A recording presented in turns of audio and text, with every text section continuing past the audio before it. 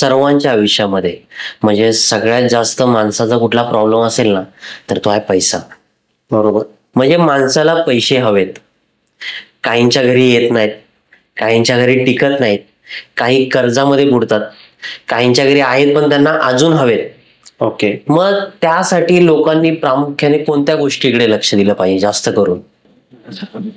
नमस्कार, तुमच्या सर्वांचं स्वागत आहे आपल्या स्वामींच्या चॅनलमध्ये. आणि आज आपल्या सोबत आहेत न्यूमरोलॉजी आणि वास्तुशास्त्र एक्सपर्ट अमित रामपुरे सर, की जे आपल्या आज पॉडकास्टवर आलेले आहेत आपल्याला माहिती देण्यासाठी की वास्तुशास्त्र आणि न्यूमरोलॉजी ह्या दोन्हींचं कंबाईन आपण आपल्या दैनंदिन जीवनमध्ये कसा आपण ह्याचा वापर करू शकतो. तर नमस्कार सर, तुमचं खरंच खूप खूप स्वागत आहे तुमच्या पॉडकास्टवर. नमस्कार सर, सर्वप्रथम तुमची ओळख करून द्या सर. नमस्कार, मी अमित रामपुरे, वेदात निम्र वास्तूचा सर्वेसर्वा, न्यूमरोलॉजिस्ट आणि वास्तू एक्सपर्ट म्हणून मी गेले 10 वर्षापासून या क्षेत्रात काम करत आहे. नमस्कार, मी अमित रामपुरे, न्यूमरोलॉजी आणि वास्तू एक्सपर्ट, वेदात निम्र वास्तूच्या माध्यमातून गेले 10 वर्ष मी या क्षेत्रात काम करत आहे. वेगवेगळ्या क्षेत्रात काम करत असणारे, नोकरी करत असणारे, बिझनेस करत असणारे आणि वेगवेगळ्या प्रोफेशन मध्ये असणाऱ्या एकूण 2,500पेक्षा जास्त लोकांना मी समाधानी करू शकलो आहे. महाराष्ट्र, कर्नाटका, मध्य प्रदेश आणि गुजरात एकूण 4 राज्यांमध्ये आपण सेवा देत आहोत. सर, मी आजपर्यंत न्यूमरोलॉजी आणि वास्तुशास्त्र म्हणजे हे दोन्ही वेगवेगळं पाहिलेलं आहे, पण न्यूमरो वास्तू हे मी पहिल्यांदा ऐकलेलं आहे. तर हे काय आहे नक्की, हे कसं काम करतं? ओके. वास्तुशास्त्र आणि न्यूमरोलॉजी हे वेगवेगळे कॉन्सेप्ट आहेत, पण या क्षेत्रात मी जसं काम करायला सुरुवात केली तेव्हा माझ्या लक्षात आलं की लोकांना ह्या दोन्हींची गरज आहे. अच्छा.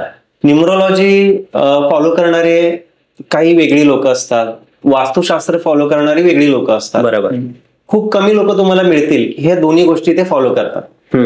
पण ह्या दोन्ही गोष्टींना एकत्र करून जर तुम्ही तुमच्या लाईफमध्ये काही गोष्टींचं ऍडजस्टमेंट केलं किंवा इम्प्लिमेंटेशन केलं तर खूप चांगल्या पद्धतीने तुम्ही तुमच्या लाईफमध्ये रिझल्ट मिळवू शकता आणि खूप लवकर तुम्ही तुमची प्रगती करू शकता. मी जेव्हा या क्षेत्रात काम करत होतो तेव्हा माझ्या एक्सपेरिमेंट करत असताना किंवा लोकांच्या सोबत काम करत असताना हे माझ्या लक्षात आलं की लोकांना चांगल्या पद्धतीने आणि लवकर रिझल्ट मिळण्यासाठी आणि लोकांना एकदम युजर फ्रेंडली अशी काहीतरी गोष्टी देण्याची गरज आहे की जेणेकरून लोकांना लवकरात लवकर आपल्या प्रॉब्लेम्स मधून बाहेर निघता येईल. बरोबर. जर तुम्ही बघितलं तर वास्तुशास्त्र बद्दल खूप लोकांच्या मनामध्ये बऱ्याच गोष्टी येतात. वास्तुशास्त्र म्हणजे खूप क्रिटिकल असतं, तोडफोड असते, काही गोष्टींचे चेंजेस असतात, ते लोकांना होत नाहीत. शहरामध्ये लोक राहत असतात, छोटी छोटी घरं असतात, त्याच्यात सगळं रीतीने वास्तुशास्त्र ऍडजस्टमेंट पण करता येत नाही, असे बरेच गैरसमज आहेत.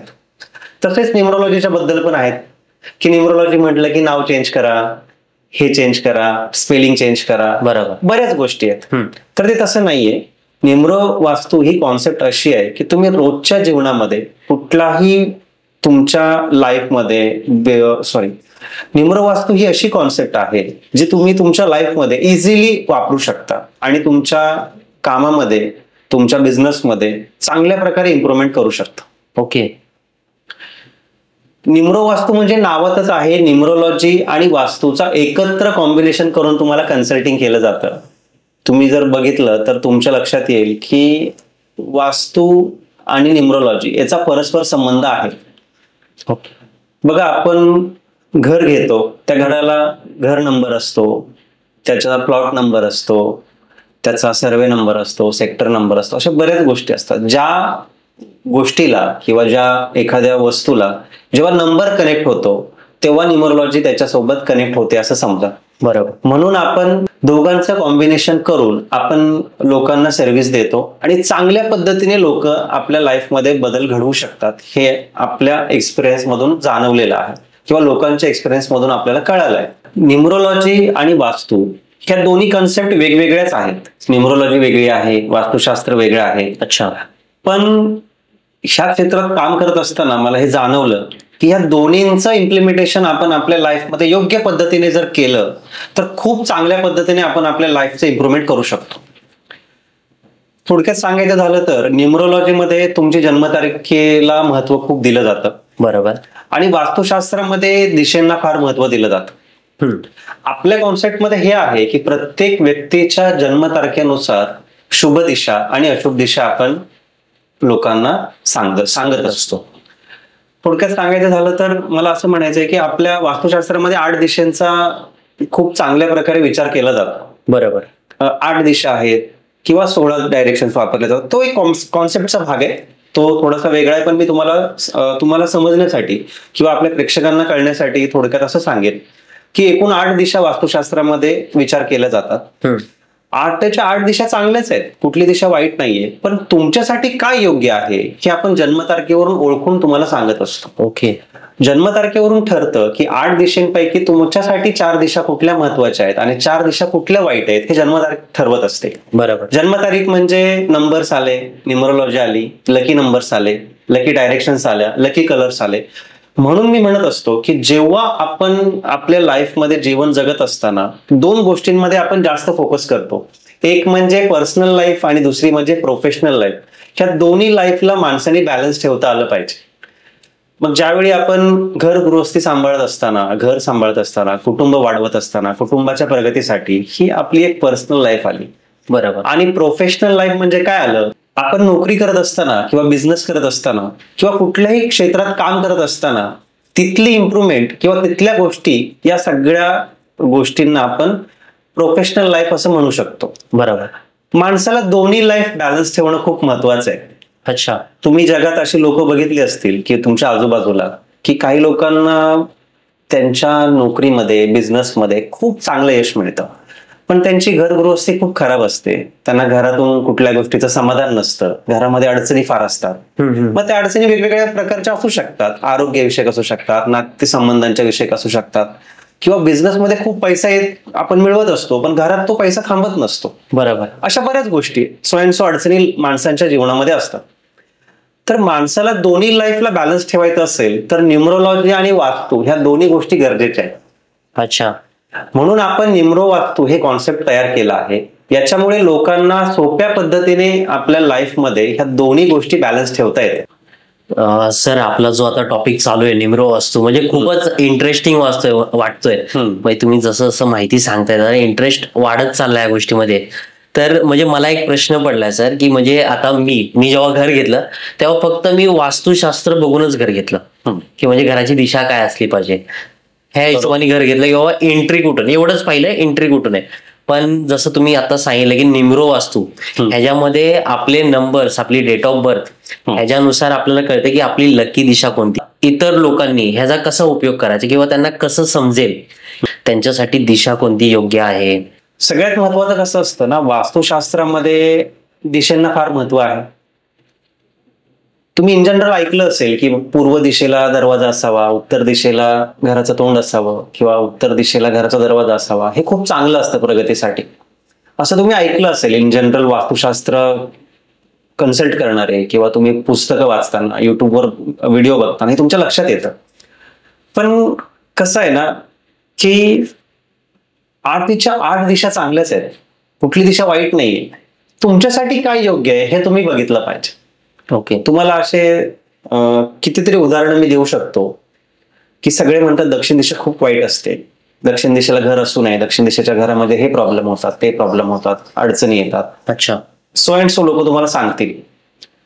पण तुम्ही बघितलंय का किंवा तुमच्या एक्सपिरियन्स मध्ये कधी आलंय का की ठराविक लोक दक्षिण दिशेचंच घर घेतात, त्याच्यामध्येच त्यांना प्रगती होते असा त्यांचा एक समज असतो किंवा त्यांचं तशी भावना असते. तर हे काय आहे नक्की? तर कसं असतं ना, हे ठरतं जन्मतारखेवरून की तुमच्यासाठी शुभ दिशा कुठली आहे. म्हणजे कसं आहे थोडक्यात, जर एखाद्या व्यक्तीला उत्तर दिशा ही अनफेवरेबल डायरेक्शन असेल त्यांच्या जन्मतारखेनुसार, तर त्या व्यक्तीला तुम्ही उत्तर दिशेचं जरी घर घेऊन दिलं तरी त्याची प्रगती होत नाही. ओके. तरी त्याच्या लाईफमध्ये अडचणी ह्या चालूच राहतात. पण एखाद्या व्यक्तीला पश्चिम दिशा चांगली आहे, मग त्यांनी पश्चिम दिशेचं घर असणारं, तोंड असणारं घर घेतलं किंवा मुख्य दरवाजा पश्चिमेला असणारं घर घेतलं तर त्याची खूप चांगल्या प्रकारे तिकडे प्रगती होऊ शकते. ओके. तुमच्यासाठी काय योग्य आहे आणि काय अयोग्य आहे हे जन्मतारीख ठरवत असते. आपला कॉन्सेप्टच तो आहे की प्रत्येक व्यक्तीला जन्मतारखेनुसार घराचं अरेंजमेंट करून आपण देत असतो. ओके. आता तुम्ही म्हणाल की घर घेताना तर आम्ही तुम्हाला विचारून घेऊ शकतो किंवा माझ्यासाठी शुभ दिशा कोणत्या आहेत आणि मी आता कुठल्या दिशेचं घर घेऊ, किंवा बिझनेस करत असताना मी कुठल्या दिशेला फेसिंग असलेलं गाळा घेऊ, ऑफिस घेऊ, असं तुम्ही मला विचारू शकता. पण ऑलरेडी ज्यांचं घर आहे किंवा ऑलरेडी ज्यांचं ऑफिस आहे तर त्यांनी काय करायचं? तर विषय असा असतो की आमच्या कॉन्सेप्टमध्ये आम्ही रेमेडीज देत असताना तुमच्या जन्मतारखेनुसार शुभ दिशेप्रमाणे त्या घराचं, त्या वास्तूचं किंवा तुमच्या कार्यस्थळाचं अरेंजमेंट आपण करून देत असतो. आणि ज्या गोष्टी आपल्याला बदलता येत नाही त्याच्यावरती आपण रेमेडीज देत असतो. ओके. कुठलीही तोडफोड न करता आपले उपाय केले जातात. याच्यामध्ये फॉर एक्झाम्पल तुमचं कार्यस्थळ असेल, ऑफिस असेल, बिझनेस प्लेस असेल, तर या ठिकाणी तुमची व्यवहाराची दिशा बघितली जाते जन्मतारखेनुसार कोणती निघते. म्हणजे कुठे फेसिंग करून तुम्ही कस्टमरला अटेंड केलं पाहिजे, कुठे फेसिंग करून तुम्ही बसलं पाहिजे, तुमचं सेटिंग अरेंजमेंट कसं असलं पाहिजे हे बघितलं जातं. ओके. तुम्ही तुमचे काही प्रोडक्ट्स ठेवत असाल, तुम्ही आता याच्यामध्ये अजून एक गोष्ट आहे की तुमचा बिझनेस कुठल्या कॅटेगरीचा आहे, तो कुठल्या नेचर ऑफ बिझनेस मध्ये येतो हे पण बघितलं जातं. याच्यामध्ये खूप मायक्रो लेवलला जाऊन विचार करावा लागतो, पण मी तुम्हाला थोडक्यात माहिती देतोय. मग घराचं अरेंजमेंट करत असताना आपण म्हणू शकतो की बाबा तुम्हाला तुमच्या घरात जेव्हा लोक येतात तेव्हा तुमच्या समोर त्यांना कुठल्या दिशेला बसवलं पाहिजे, तुम्ही कुठे फेसिंग करून बसलं पाहिजे, म्हणजे तशी तुमची अरेंजमेंट आपल्याला घरामध्ये करता येते, सेटिंग अरेंजमेंट. त्यानंतर झोपण्याच्या दिशा कुठल्या असाव्यात, मुलांच्या अभ्यासाच्या दिशा कुठल्या असाव्यात. इन जनरल मुलांना आपण अभ्यास करताना कधी असं नाही म्हणत की कुठे पण मुलं बसली अभ्यास केला, असंच होतं. बरोबर. पण त्या व्यक्तीची जर एज्युकेशनची डायरेक्शन तुम्हाला माहिती असेल तर तुम्ही त्यांना त्या दिशेला फेसिंग करून अभ्यासाला जर बसवलं तर त्यांच्या अभ्यासामध्ये पण खूप चांगली प्रगती होते. बरोबर. की जन्मतारखेवरूनच ठरतं की तुमची शुभ दिशा कुठली आहे, अभ्यासाची कुठली आहे, तुमची आरोग्याची दिशा कुठली आहे, तुमची नातेसंबंधांची दिशा कुठली आहे, तुमची एज्युकेशनची डायरेक्शन काय आहे आणि करिअरची काय. ह्या महत्वाच्या 4 गोष्टी आपण तुम्हाला त्या कन्सल्टिंग मधून प्रोव्हाइड करतो. सर, आता तुम्ही सांगितलं ते योग्य आहे, म्हणजे की बर्थ डेट नुसार सगळ्या गोष्टी दिशा वगैरे ठरतात. पण ते एका व्यक्तीचं ठीक आहे म्हणजे घरामध्ये, पण जेव्हा 4 व्यक्ती असतील तर त्यावेळी मग कसं मॅनेज करणार ह्या सगळ्या गोष्टी? बरोबर, खूप चांगला प्रश्न विचारतात तुम्ही. घरामध्ये समजा एकूण 4 लोक राहतात. 4 साहजिक आहे, 4ही लोकांच्या जन्मतारखा काही सेम नसणार आहेत. हो, प्रत्येकाची जन्मतारीख वेगळी, त्याच्यावर निघणाऱ्या दिशा वेगळ्या. अशा वेळेस काय करायचं हा तुमचा प्रश्न आहे. बघा, सगळ्यात महत्वाचं काय आहे ना, जे 4 लोक राहतात त्यातला एक कर्ता पुरुष आहे. ओके. बरोबर. तो जॉबसाठी बाहेर पडणारा असतो, बिझनेससाठी बाहेर पडणारा असतो. वर्किंग मध्ये जे लोक आहेत घरातले, बिझनेस, नोकरी किंवा कमवणारे व्यक्ती, अशा लोकांवरती जास्त प्राधान्य दिलं जातं. यांच्यासाठी जास्तीत जास्त अरेंजमेंट्स आपण सांगतो. अरेंजमेंट्स म्हणजे काय असतं की सगळ्यात पहिल्यांदा पाहिलं जातं की त्यांच्या जन्मतारखेनुसार त्यांच्या घराचा मुख्य दरवाजा त्यांच्यासाठी पोषक आहे की नाही. बरोबर. बघा, घरातनं बाहेर पडून काम करावं लागतं आपल्याला, घरात बसून काम होत नाही. बरोबर. मग घरातून बाहेर पडण्याची दिशा ही आपल्यासाठी योग्य असली पाहिजे, तर घरातून बाहेर जाऊन आपली कामं व्यवस्थित होतात, नाहीतर होत नाही. बरोबर. सुरुवात मुख्य दरवाजापासून होते. मुख्य दरवाजा शुभ आहे की नाही इथून सुरुवात होते, ती दिशा त्यांच्यासाठी शुभ आहे की नाही इथून होते. मग ही एक कॅटेगरी झाली की जे वर्किंग मध्ये आहेत अशा लोकांना जास्त प्राधान्य देऊन त्यांच्या दिशेचं अरेंजमेंट आपण करतो. म्हणजे कसं, बाहेर पडण्याची दिशा योग्य आहे का, नसेल तर त्याच्यावरती रेमेडीज दिल्या जातात किंवा ती दिशा बदलता येते का हे बघितलं जातं. बरोबर. नंबर 2, त्यांचं काम करण्याचं अरेंजमेंट असतं, टेबल्स, चेअर्स, तर तसं त्यांच्या डायरेक्शनला आपण सेट करून देतो घरामध्ये. वर्क फ्रॉम होम करणारे व्यक्ती तुम्ही घरात बघितले असतील, ते कुठेही काम करतात. कधी बेडरूम मध्ये बसलं, कधी हॉलमध्ये बसलं, कुठेही बसून काम करतात, गॅलरीत बसून पण काम करतात, जसं त्यांचा मूड होईल तसं. बरोबर. पण काय होतं ना, तुम्ही काम करणारी दिशा जर तुमची सेट केलीत तर तुमचं काम चांगलं होतं, परफॉर्मन्स ओरिएंटेड तुमचं काम होईल, तुमचा परफॉर्मन्स चांगला होईल, तुमचे टार्गेट्स कम्प्लीट होतील आणि तुमच्या कामाला लोकांची वाहवा मिळेल. ओके. आणि हे झालं वर्किंग करत असणाऱ्या लोकांसाठी. जे हाऊसवाईफ आहेत त्यांना त्यांचं अरेंजमेंट काय आहे, तर किचन किंवा इन जनरल घरामध्ये ते जे काम करत असतील छोटं मोठं, तर त्याचं अरेंजमेंट आपण सांगू शकतो. बरोबर. असं नाहीये की बाबा एकाच वेळी 4 लोकांना 4 दिशेला तोंड करून आपण बसवलंय आणि ते अरेंजमेंट चुकवलंय, असं कधी होत नाही. बघितलं जातं की तो व्यक्ती काय काम करत आहे, तो कशा पद्धतीने त्या घरामध्ये त्याचं अरेंजमेंट आहे हे बघितलं जातं. मग तिसरी कॅटेगरी आली एज्युकेशन घेणारे व्यक्ती असतील. मग त्यांचं प्रामुख्याने काय बघितलं जातं तर अभ्यासाची दिशा सेट केली जाते, तसं स्टडी टेबल आपण अरेंजमेंट करतो, झोपण्याच्या दिशा अरेंजमेंट केल्या जातात. म्हणजे तुम्ही जे आत्मसात केलंय, जे नॉलेज घेतलंय ते तुमच्या लक्षात राहावं, ओके, त्याचा फायदा तुम्हाला तुमच्या एक्झाम मध्ये व्हावा, याच्यासाठी त्या अरेंजमेंट केल्या जातात. मग बेडरूमचं अरेंजमेंट करत असताना मिस्टर अँड मिसेस किंवा जो व्यक्ती तिथं त्या जागेवरती झोपणार आहे त्या लोकांच्या हेल्थच्या डायरेक्शन तपासल्या जातात. ओके. तुम्ही आता बघताय की शहरांमध्ये लोकांना 12-12, 14-14 तास कामामध्ये राहावं लागतं. हो, 12 तास काम करणार, 2 तास ट्रॅव्हलिंग मध्ये जाणार, थकून थकून घरी येणार, आणि मग घरामध्ये टेन्शन, घरातलं वातावरण योग्य नसेल आणि चुकीच्या दिशेला जर ते झोपत असतील तर त्यांचं हेल्थ कसं त्यांना सपोर्ट करणार. बरोबर. मग हेल्थच्या डायरेक्शनला जर बसून तुम्ही जेवण केलं, हेल्थच्या डायरेक्शनला डोकं करून तुम्ही झोपलात तर तुमचे सप्तचक्र जागृत राहतील, सप्तचक्र बॅलन्स राहतील आणि सप्तचक्र तुम्हाला सपोर्ट करतील आणि तुमचं स्वास्थ्य चांगलं राहील. अच्छा. म्हणून ह्या गोष्टी गरजेच्या आहेत. हे अरेंजमेंट त्यासाठी गरजेचे. म्हणजे तुम्ही काम करताना शुभ दिशा वापरली, तुमचं काम चांगलं होईल. तुम्ही जेवताना योग्य दिशा वापरली, तुमचं आरोग्य चांगलं राहील. किंवा ज्या गोष्टीसाठी तुम्ही ते ग्रहण करताय त्या सगळ्या गोष्टी चांगल्या होतील. आणि झोपताना योग्य दिशा वापरलीत तर तुमचं स्वास्थ्य चांगलं राहील, तुमचं शरीर चांगलं राहील, तुम्हाला एक पीस ऑफ माइंडनी घरामध्ये तुम्ही वावरू शकता. त्याच एनर्जीने दुसऱ्या दिवशी उठून तुम्ही कामाला जाऊ शकता. आणि चौथी गोष्ट म्हणजे मुलांच्या स्टडीचं डायरेक्शन जर तुम्ही घरामध्ये सेट करून दिलं आणि झोपण्याचं डायरेक्शन सेट करून दिलं, स्टडी करताना गुड डायरेक्शन वापरलं तर त्यांचा स्टडी चांगला होतो आणि जे त्यांनी ज्ञान ग्रहण केलंय किंवा जे त्यांनी अभ्यास केलाय ते त्यांच्या चांगलं लक्षात राहण्यासाठी शुभ दिशेला डोकं करून झोपणं गरजेचं आहे. अच्छा. आणि ते व्यवस्थितपणे त्यांचं स्मरणात राहतं आणि ते बरोबर त्यांच्या एक्झामच्या वेळेस त्यांना ते लक्षात राहतं आणि ते लिहू शकतात चांगल्या पद्धतीने.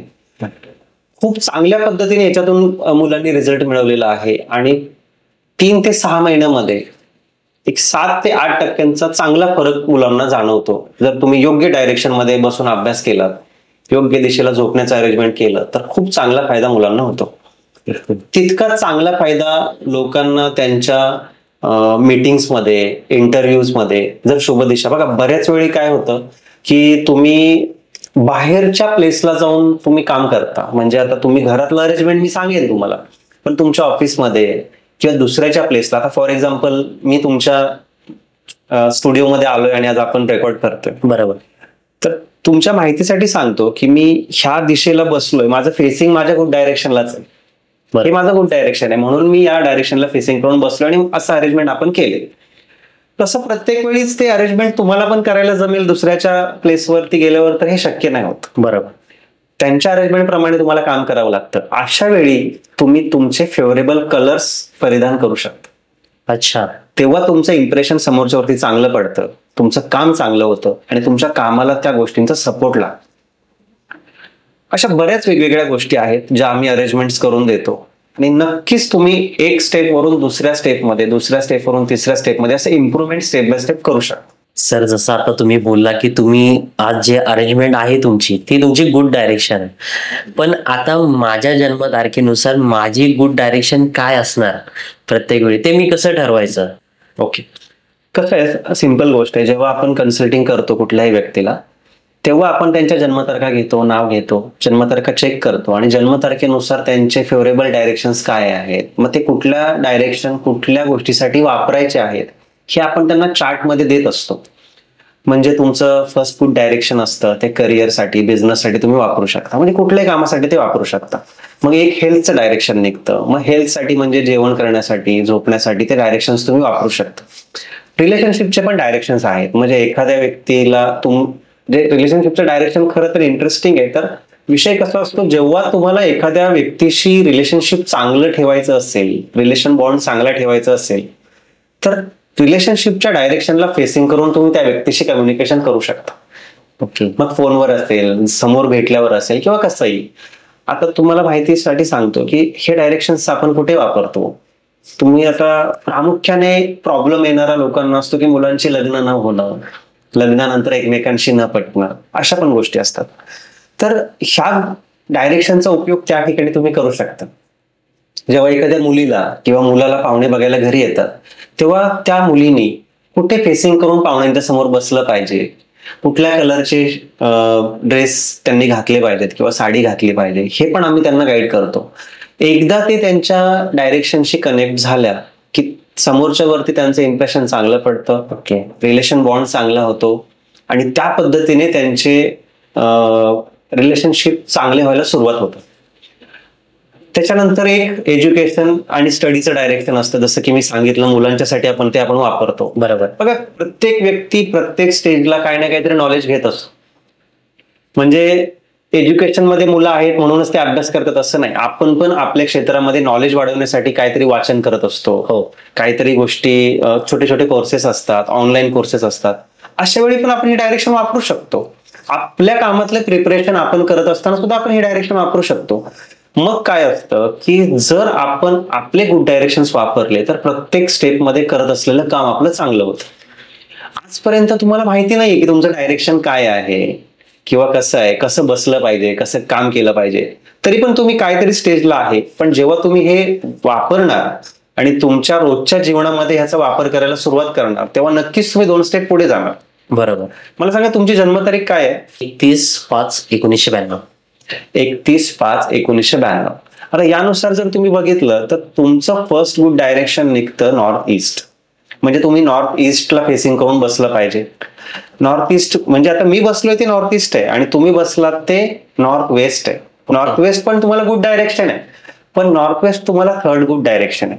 त्या डायरेक्शनचा सपोर्ट तुम्हाला फक्त 70% 80%च मिळेल. पण तुम्हाला तुमच्या लाईफमध्ये 100% सपोर्ट पाहिजे असेल तर तुम्हाला नॉर्थ ईस्टला फेसिंग करून काम करावं लागेल.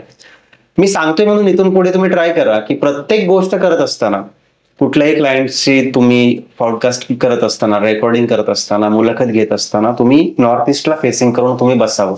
ओके. आणि कधी कधी तुम्हाला त्यांच्या प्लेसमध्ये जाऊन पण तुम्हाला रेकॉर्डिंग करावं लागत असेल तर अशा वेळी पण तुम्ही तुमचं अरेंजमेंट तिथं त्या पद्धतीने करा. त्या पद्धतीने तुमचे कलर्स वापरा. समोरच्या वरती तुमचं इम्प्रेशन चांगलं पडेल, तुम्हाला जास्त लाईक्स मिळतील, जास्त लोकांपर्यंत पोहोचण्यासाठी तुम्हाला मदत होईल आणि प्रत्येक व्यक्तीशी तुमचं रिलेशन चांगलं राहील. आणि रिलेशन चांगलं राहिलं तर तेवढी पब्लिसिटी तुमची चांगली होईल. बरोबर. आणि खूप लोकांपर्यंत पोहोचण्यासाठी तुम्हाला मदत होईल. अजून बऱ्याच गोष्टी आहेत, मी तुम्हाला नंतर नक्कीच गायडन्स देईन. सर, आतापर्यंत आपण जी चर्चा केली की निम्रो वास्तू ही कन्सेप्ट कशी आहे, तर ही खरंच खूप छान आहे आणि लोकांना खरंच ह्याचा प्रभाव खूप छान पडेल जर सर्वांनी याचा वापर केला तर. पण सर, एक ऐकायला खूप आवडेल की म्हणजे जसं की तुमचा अनुभव, एखादा क्लायंट की ज्यांनी निम्रो वास्तूचा वापर करून त्यांनी त्याच्या आयुष्यातले प्रॉब्लेम म्हणा किंवा त्याची प्रगती कशी केली किंवा तुमची मदत त्यांना कशी झाली, हे तुम्ही तुमचे अनुभव शेअर करू शकता का सर?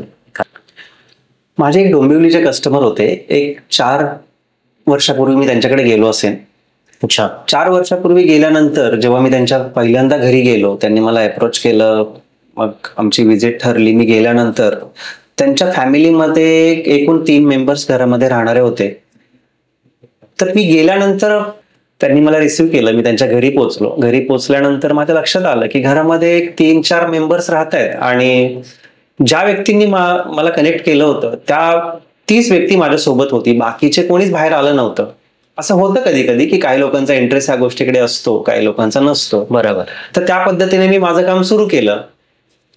मग आम्ही जन्मतारखा घेतल्या, सगळ्यांची नावं घेतली, घराचा सर्वे केला. घराचा सर्वे केल्यानंतर एक महत्वाचा पार्ट येतो की प्रॉब्लेम्स प्रेडिक्ट करण्याचा टाइम असतो.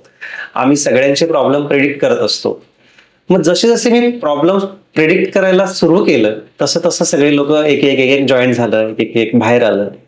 म्हणजे त्यांना ते कनेक्शन मिळत गेलं की हे प्रॉब्लेम्स त्यांचे आहेत आणि हे प्रॉब्लेम्स यांनी बरोबर ओळखले.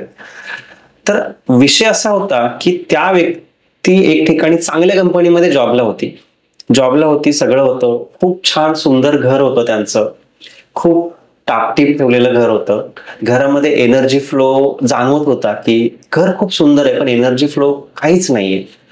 खूप अडचणीचा विषय होता. बऱ्यापैकी पैसे बाहेर अडकले होते. नोकरी करत असताना माणूस काय करतो ना, एका ठिकाणाहून कमवतो आणि कमवलेले पैसे दुसऱ्या ठिकाणी कुठेतरी इन्व्हेस्ट करतो की तिकडून 2 पैसे मला वाढवून यावेत. बरोबर. तसंच या केसमध्ये सुद्धा झालं होतं. जॉब चांगल्या प्रकारचा होता, एवढा पण वाईट नव्हता. पैसे आले होते, 20, 25, 30 लाख रुपये एक ठिकाणी टाकले होते. ही गोष्ट सांगतो मी 4 वर्षापूर्वीची.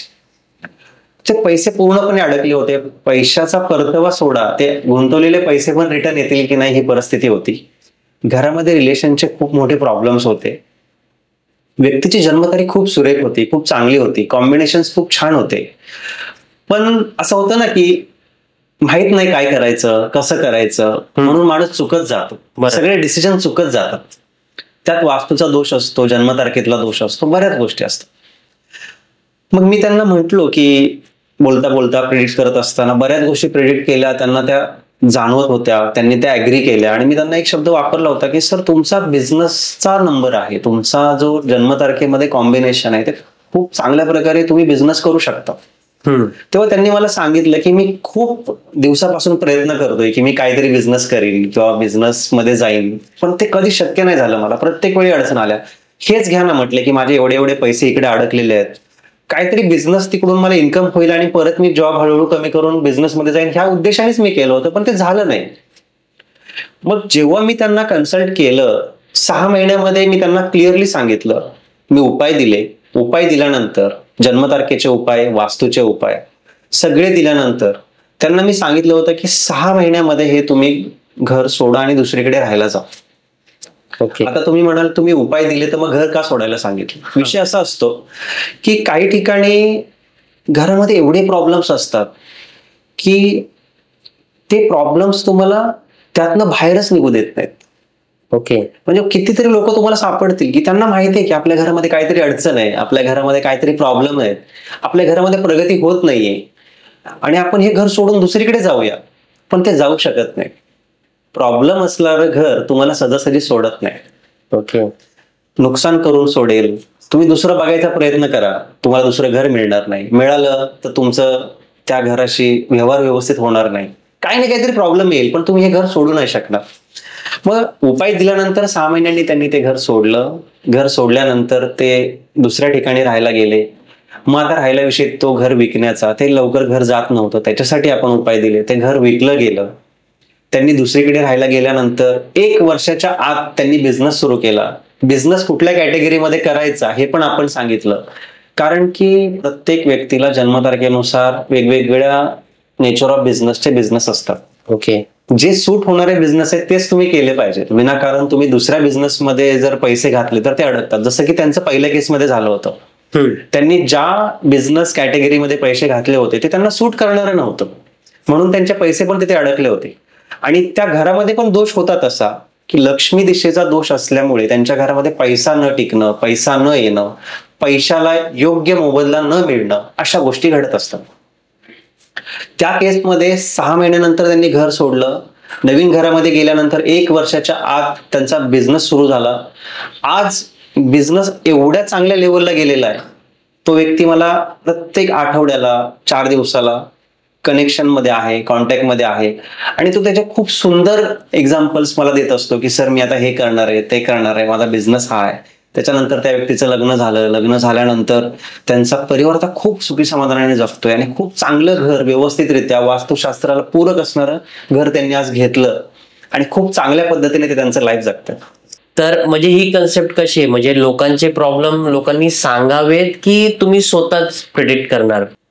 बघा, मी तुम्हाला एक गोष्ट क्लिअर करतो की या क्षेत्रात काम करत असताना म्हणजे माझा मनाचा ठाम निर्णय असा असतो की प्रत्येक व्यक्ती जेव्हा आपल्याला भेटतो तेव्हा तो अडचणी सांगायला सुरुवात करतो. माझ्याकडे येत असतील तेव्हा तसंच होतं, दुसऱ्यांकडे जात असतील तेव्हाही तसंच होतं. मी आवर्जून सगळ्यांना सांगेल की जर तुम्ही वास्तुशास्त्र, अंकशास्त्र म्हणजेच न्यूमरोलॉजी किंवा ज्योतिषशास्त्र ह्या कुठल्याही गोष्टीचा आधार घेत असाल तुमच्या जीवनामध्ये, तर तुम्ही तुमच्या अडचणी घेऊन समोरच्याकडे जाऊ नका. आता तुम्ही म्हणाल अडचणी घेऊन जायचं नाही तर मग नक्की करायचं काय? बरोबर. माझं मत असं आहे की तुम्ही बघा, ह्या 3ही गोष्टींमध्ये किंवा 3ही कॅटेगरीमध्ये तुमच्या चेक करण्यासाठी ज्या इम्पॉर्टंट गोष्टी आहेत ना, त्या तुम्ही सोबत घेऊन जाऊ शकता. म्हणजे कसं, जर तुम्हाला ज्योतिषशास्त्राचा सल्ला घ्यायचा असेल तर तुम्ही तुमची पत्रिका घेऊन जाऊ शकता. जर तुम्हाला तुमचा वास्तुदोष बघायचा असेल तर तुम्ही कुठल्याही वास्तू कन्सल्टंटला तुमच्या घरी बोलवू शकता आणि घराचा सर्वे करून घेऊ शकता. अशा कंडिशनला तुम्ही तुमची अडचणी त्यांना सांगायची गरज नाही. त्यांनी तुमच्या अडचणी ओळखल्या गेल्या पाहिजे. बरोबर. म्हणजे काय होतं, तुम्ही सांगणार, मग ते त्याच्यावरती उपाय देणार, मग ह्या गोष्टी कुठेतरी चुकतात असं मला वाटतं. त्या गोष्टींमध्ये तेवढी क्लिअरिटी किंवा तेवढा दम राहत नाही असं माझं स्वतःचं वैयक्तिक मत. जे लोक मला फोनवरती अप्रोच करतात तेव्हाच मी त्यांना पहिल्या फोनमध्ये सांगतो की तुम्हाला तुमच्या कुठल्याही अडचणी मला फोनवरती सांगायच्या नाहीयेत. बरोबर. तुम्ही माझी व्हिजिट बुक करा, तुम्ही मला घरी बोलवा. घरी बोलवल्यानंतर मी सगळ्यांचे डिटेल्स घेईन, म्हणजे जन्मतारखा घेईन, घराचा सर्वे करेन आणि सगळा सर्वे पूर्ण झाल्यानंतर त्याच ठिकाणी मी तुम्हाला तुमच्या लाईफमध्ये काय काय अडचणी चालू आहेत मी स्वतः तुम्हाला सांगेन.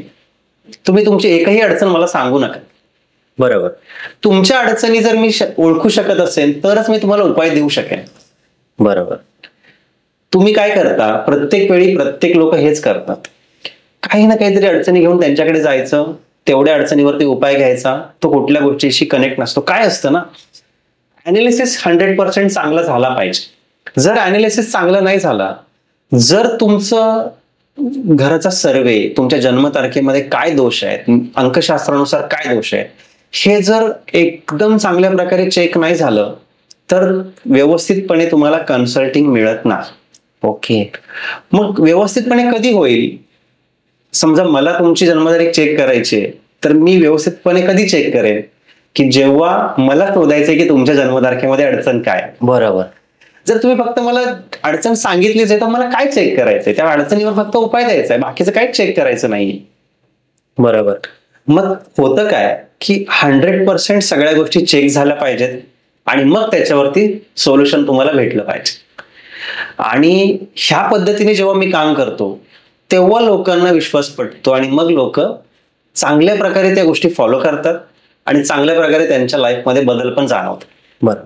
सर्वांच्या आयुष्यामध्ये म्हणजे सगळ्यात जास्त माणसाचा कुठला प्रॉब्लेम असेल ना तर तो आहे पैसा. बरोबर. म्हणजे माणसाला पैसे हवेत. काहींच्या घरी येत नाहीत, काहींच्या घरी टिकत नाहीत, काही कर्जामध्ये बुडतात, काहींच्या घरी आहेत पण त्यांना अजून हवेत. ओके. मग त्यासाठी लोकांनी प्रामुख्याने कोणत्या गोष्टीकडे लक्ष दिलं पाहिजे जास्त करून? बघा, घरामध्ये जेव्हा पैशाच्या अडचणी असतात किंवा पैसा जास्त पाहिजे असतो किंवा आपण असं म्हणू की योग्य वेळेला योग्य पैशाची मदत किंवा योग्य वेळेला योग्य ठिकाणी पैसा उपलब्ध होण्याचे चान्सेस कुठल्याही घरामध्ये कमी जास्ती कसे असू शकतात? तर याचा महत्वाची दिशा आहे आग्नेय दिशा. आग्नेय दिशा ही लक्ष्मीची दिशा म्हणून ओळखली जाते. आग्नेय दिशा जेवढी घरामध्ये चांगली असेल तेवढा घरामध्ये पैसा चांगला येतो. अच्छा. हा झाला वास्तूनुसार आग्नेय दिशा किंवा लक्ष्मी दिशेचा प्रॉब्लेम किंवा लक्ष्मी दिशेचा दोष. पण त्या व्यक्तीच्या करिअरच्या डायरेक्शनला, जी जन्मतारखेवरून निघणार आहे त्या करिअरच्या डायरेक्शनला जर काही प्रॉब्लेम्स असतील किंवा त्याच्यामध्ये काही अडचणी असतील तरी सुद्धा पैशाच्या अडचणी फार येतात. जर तुम्ही तुमच्या जन्मतारखेप्रमाणे तुमची करिअरची दिशा ओळखलीत आणि त्याच्यावरती योग्य उपाययोजना झाली आणि घराची आग्नेय दिशा चांगली केली, सेफ केलीत किंवा पॉझिटिव्ह केली तर तुमच्या घरामध्ये पैशाच्या कुठल्याही अडचणी राहत नाहीत. अच्छा. पण प्रामुख्याने काय होतं, तुम्ही युट्यूबवरती, इन्स्टावरती, फेसबुकवरती छोट्या छोट्या अडचणीवरती छोटे छोटे उपाय बघता आणि ते छोटे छोटे उपाय करता. बरोबर. आणि त्याच्याने तुमचं समाधान होतंय का, त्याच्याने तुमचा प्रॉब्लेम सॉल्व्ह होतोय का ह्याची वाट बघत बसता. तर ह्या गोष्टीत बघा, उपाय हे सगळे चांगलेच असतात, कुठले उपाय वाईट नाहीयेत. साधे असू देत, चांगले मोठे असू देत, खर्चिक असू देत, काय पण असू दे, त्याने चांगला फरक तुमच्या लाईफवरती पडलाच पाहिजे. बरोबर. पण पर्टिक्युलर प्रॉब्लेम वरती सोल्युशन घेत असताना तुम्ही त्याच गोष्टीचा विचार करून त्याच्यावरती सोल्युशन काढू शकत नाही. वास्तुशास्त्र हे 8ही दिशेंचा वापर करून किंवा 8ही दिशेंचा विचार करूनच सोल्युशन घेतलं पाहिजे. फक्त एकच दिशा महत्वाची आहे आणि एकाच दिशेला आपण पॉझिटिव्ह केलंय आणि बाकीच्या दिशा तशाच आहेत तर त्या एक दिशेचा परिणाम तुमच्यावरती कधी जाणवणार नाही. तुम्ही त्या सगळ्या दिशेंना पॉझिटिव्ह केलं पाहिजे. ह्या प्रत्येक दिशा एकमेकांना कनेक्टेड असतात आणि त्या प्रत्येक दिशा एकमेकांवरती प्रभाव टाकत असते. म्हणून उपाय करताना सगळे उपाय एकत्र केले तर त्याचा बेनिफिट होतो, नाहीतर त्याचा बेनिफिट होत नाही. ओके. म्हणून बरेच लोक म्हणतात की हा उपाय केला तरी मला हे नाही झालं, तो उपाय केला तरी मला ते नाही झालं. तर ह्या गोष्टी अयोग्य आहेत. केला उपाय तर सगळं एकत्रित व्यवस्थितपणे परिपूर्ण उपाय करणं गरजेचं आहे. थोडंसं काहीतरी ऍडव्हर्टायझिंग बघून, व्हिडिओ बघून जर तुम्ही उपाय करत बसला तर त्याचा परिणाम चिरंतर काळ तुमच्या घरात टिकून राहू शकत नाही. बरोबर सर, आतापर्यंत आपण निम्रो वास्तूबद्दल पूर्ण डिस्कशन केलं, आपण त्यातली माहिती जाणून घेतली. पण माणसाला त्याच्या कर्माचे भोग भोगायचे पण असतात. मग ते कर्माचे भोग भोगत असताना तर हे आपलं जे शास्त्र आहे निम्रो वास्तू, तर हे कसं काम करतं मग त्याच्यावर?